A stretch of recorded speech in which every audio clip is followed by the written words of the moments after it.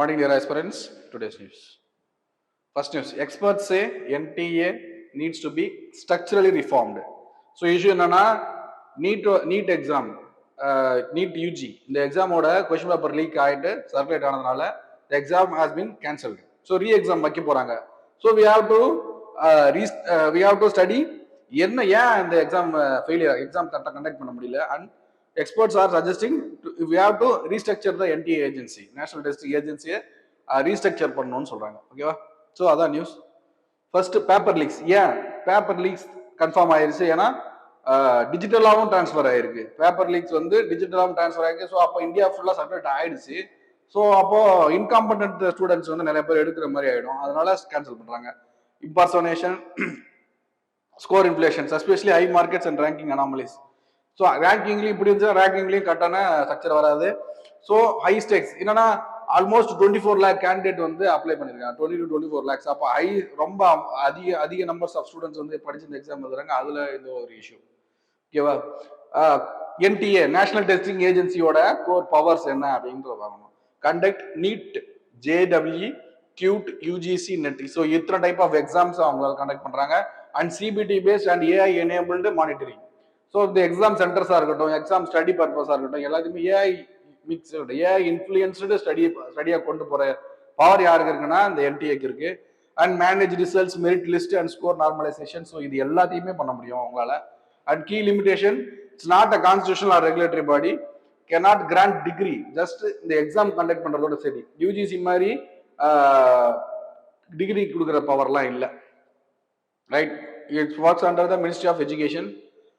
So weak என்ன எதனால நடந்திருக்க முடியும்? அது என்ன அப்படின்னா பேப்பர் பென். இன்னமும் டிஜிட்டல் AI இல்லாம கொஸ்டின் பேப்பர் பிரிண்டிங், அந்த மேனுவல் சர்க்குலேஷன், ஸோ இந்த மாதிரி இருக்கனால அதெல்லாம் வீக் லிங்க் பார்க்கப்படுது.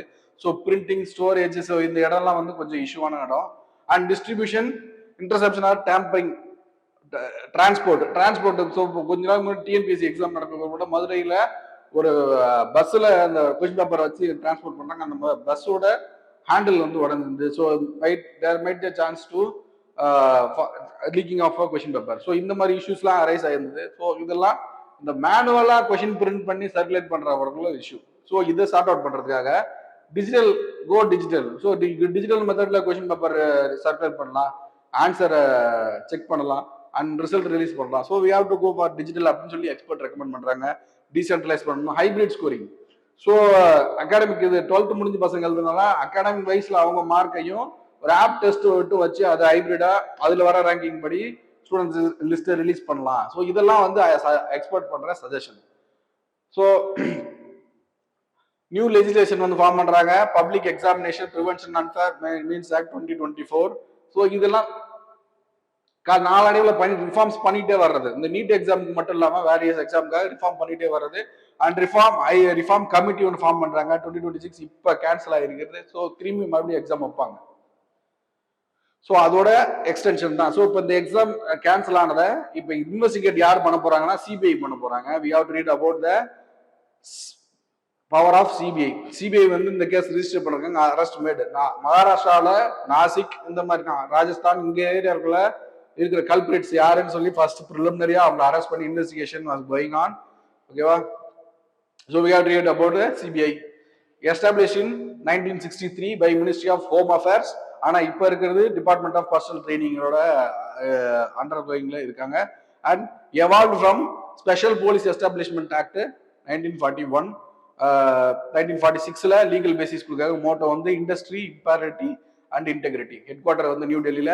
ஸோ இவங்களோட functions what and all the case it can get in corruption, bribery involvement, economic offence and இதுல ஸ்பெஷல் கிரைம்ஸ் ஒன்று கோட் பண்ணிருக்காங்களே, அந்த ஸ்பெஷல் கிரைம்ஸ் கோட் பண்ணிட்டு இந்தியாவுக்குள்ள எந்த விதமான கிரைம் இருந்தாலும் CBI has the power to intrude. ஓகேவா? அந்த CBI இன்வெஸ்டிகேஷன் வேணும்னு சொல்லிட்டு கோர்ட்டோ இல்ல வேற ஏதாவது பார்ட்டியோ லைன் பண்ணியிருந்தா இவங்க போவாங்க. அப்பாயின்மெண்ட் கமிட்டி, CBI அப்பாயின்ட் பண்ற CBI டைரக்டரா அப்பாயின்ட் பண்ற கமிட்டியில யார் இருந்தா prime minister, leader of opposition, chief justice of India. And minimum tenure வந்து 2 years. ஆக்சுவலா இந்த 2 year முடிஞ்சாலுமே அவங்களோட ஏஜ் லிமிட் முடிஞ்சாலுமே government has the power to extend the career. So இன்னும் ஒரு வருஷம் இருந்து பார்க்கலாம் அப்படின்னு சொல்லி எக்ஸ்டெண்ட் ரெக்கமெண்ட் பண்ண முடியும். ஆஸ் ஆஃப் நவ் அது மாதிரி ப்ராக்டிஸ் தான் போயிட்டு இருக்கு. ஓகேவா? Anti corruption cases CVC and other. இப்போ சென்ட்ரல் விஜிலன்ஸ் கமிஷன் சொல்லி ஒரு கமிஷன் இருக்கு. அந்த கமிஷனை ஓவர் வியூ பண்றதும் சிபிஐ தான். So next news, pricey food dining out push retail inflation to a 13-month high. என்னன்னா gas, petrol, diesel, crude oil இதோட பிரைஸ் ஏறினதுனால அண்ட் ஃபுட் ப்ராடக்டோட பிரைஸ் ஏறி இருக்கு. அந்த ஃபுட் ப்ராடக்டோட பிரைஸ் ஏறினது வந்து டைனிங்ல கன்சியூமர் தலையில தான். Consumer is bearing the price rise weightage. So inflation is going on now. ஓகேவா? அந்த கன்சியூமர் பிரைஸ் இண்டெக்ஸோட இன்ஃபிளேஷன் ரோஸ் வந்து 3.5%. டிரைவிங் என்னன்னா ஃபுட் அண்ட் பெவரேஜ் தான் மேக்சிமமா. ஃபுட் அப்படிங்கிறது ஃபுட் ரைஸ்ல வர இன்ஃபிளேஷன் இருக்கு இல்லையா, அது வந்து இந்தியா ஃபுல்லா ரிஃப்ளெக்ட் ரொம்ப அதிகமா இருக்கும். ஹெட்லைன் இன்ஃபிளேஷன் கூட சொல்லுவாங்க. ஓகே, கிளைம்டு டு 4%, 3.7% இருந்து 4%. 3.7% ஆக்சுவலா நல்ல ஹையஸ்ட் தான் இன்ஃபிளேஷன் ரேட். அதுல இருந்து 4%, அப்ப இன்னும் அதிகமா இருக்கு. ரெஸ்டாரண்ட் அகாமடேஷன் அதுல 4.2% சர்ஜ். டிரான்ஸ்போர்ட் செக்டர்ல 0.01% overall, though transport of goods and goods rose to 7.6%. So inflation வந்து price rise, sustained rise in the general price level. Sustained வேகமா அதிகமான அந்த கேலப்பிங் இன்ஃபிளேஷன், ஹைப்பர் இன்ஃபிளேஷன் அந்த டேர்ம்ல போயிடும். ஜெனரல் இன்ஃபிளேஷன்னா சஸ்டைன்டு ரேட்ல கொஞ்சம் கொஞ்சமா இன்க்ரீஸ் ஆகுதான் இன்ஃபிளேஷன். ஓகேவா? மெஷர்ட் இந்தியாவில் வந்து சிபிஐ கன்சியூமர் பிரைஸ் இண்டெக்ஸ்ல ரீட்டைல் அப்படிதான் கணக்கு பண்றாங்க. ரீட்டைல் அப்படின்னா ஒரு பொருளை வந்து ஒரு கடையில போய் வாங்குறோம் இல்லையா, அது ரீட்டைல். ஹோல்சேல் அந்த கடையில இருக்கிறவங்க ஒட்டு மொத்தமா ப்ரொடக்ஷன் யூனிட்ல இருந்து வாங்குறது ஹோல்சேல். ஸோ நம்ம ஆக்சுவலா ரீட்டைல் இன்ஃபிளேஷன் தான் கணக்கு பண்ணுவோம். ஸோ அந்த ரீட்டைல் ப்ராடக்ட்ல இன்டைரக்ட் டாக்ஸஸ்லாம் எல்லாமே சப்சிடியூம் ஆயிருக்கும். பட் ஆனா ஹோல்சேல் பிரைஸ் இண்டெக்ஸ்ல டாக்ஸஸ் சப்சிடிஸ் எல்லாம் உள்ள இன்க்ளூட் ஆயிருக்காது. ஸோ இதுதான் ஒரே வித்தியாசம் டபிள்யூபிஐக்கும் சிபிஐக்கும். So demand types of inflation, demand pull inflation.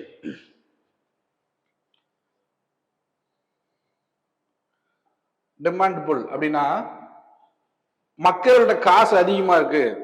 The people tends to have much of the money, so they can buy n number of products. அப்போ என்ன ஆகுது, அந்த ப்ராடக்டோட டிமாண்ட் ஆட்டோமேட்டிக்கா இன்க்ரீஸ் ஆகுது.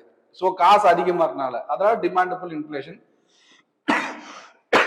காஸ்ட் புஷ் இன்ஃபிளேஷன் அப்படின்னா அந்த ப்ராடக்டோட ரெடி பண்றதுக்கான ரா மெட்டீரியல்ஸ் இருக்கு இல்லையா, அந்த ரா மெட்டீரியலோட பிரைஸ், அந்த ப்ராடக்ஷன் யூனிட்டுக்கு கொடுக்குற வேஜஸோட ரைஸ், ஸோ இதனால அதிகமாச்சுன்னா அது வந்து cost push inflation.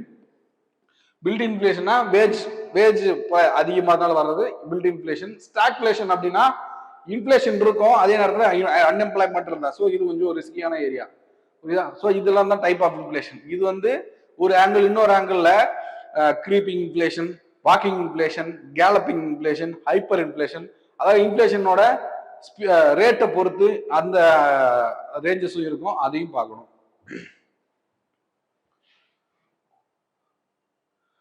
So core inflation, food and ஃபியூயல்ல ஏற்படுற இன்ஃபிளேஷன் ரேட்டை வந்து கோர் இன்ஃபிளேஷன் சொல்லுவாங்க. ஹெட்லைன் இன்ஃபிளேஷன் வந்து கூட்ஸ் அண்ட் சர்வீசஸ் சேர்த்தா headline inflation.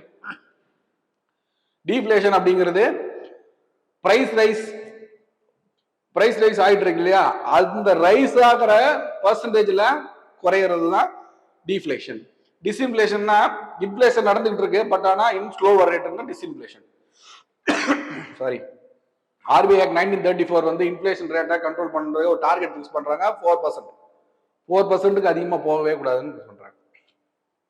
IMD Indian meteorological department unveils block level monsoon forecast model. So issue என்னன்னா, நமக்கு மான்சூன் பத்தியும் வெதர் ரிப்போர்ட்டும் வந்து ரொம்ப அக்யூரேட்டா வர்றதுக்கான ஒரு ஸ்டெப் தான் இது.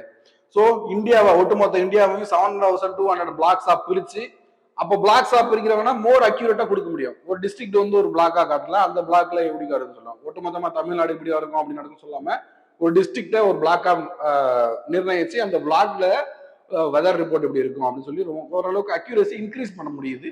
யாருனால? ஐஎம்டியால. ஓகேவா? கவரேஜ் வந்து இப்போதைக்கு ஆஸ் ஆஃப் நவ் 3196 பிளாக்ஸ் வந்து கவர் பண்ணிருக்காங்க across 15 states and 1 union territory. ஓகேவா?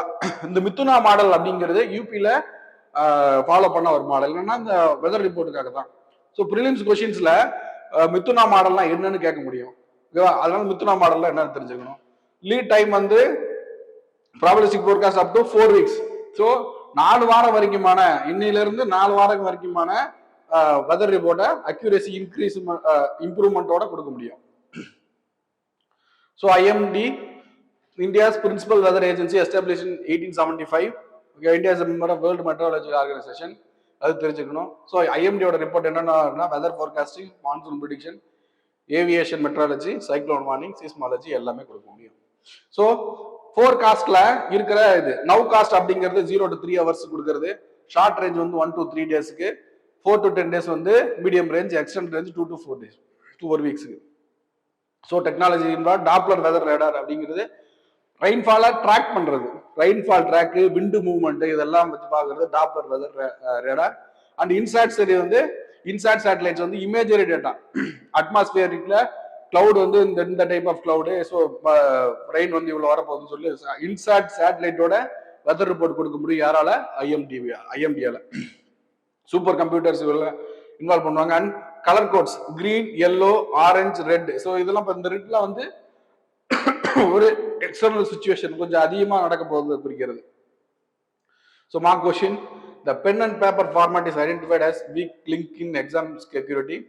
Discuss the case for transitioning to computer based testing and challenge involved. So 2 பக்கத்துக்கு 150 வேர்ட்ஸ் எழுதி போட்டோ எடுத்து அனுப்புங்க, திருப்பி தருவோம். தேங்க்யூ.